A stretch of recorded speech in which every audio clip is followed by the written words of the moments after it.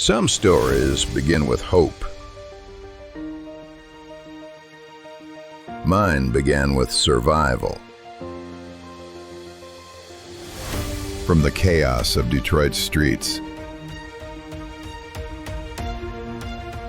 to the U.S. Army, to the world of military technology and corporate boardrooms, I was forged in violence, silence, and pain. And when the world stopped, COVID forced me to confront ghosts I thought were gone. But what tried to break me, built me. Faith lifted me.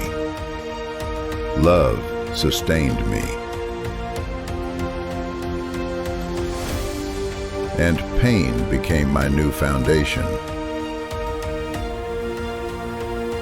This is not just my story. It's a testimony. A reminder that no matter how deep the wound, healing is possible. What broke me became my new foundation. This is my new foundation.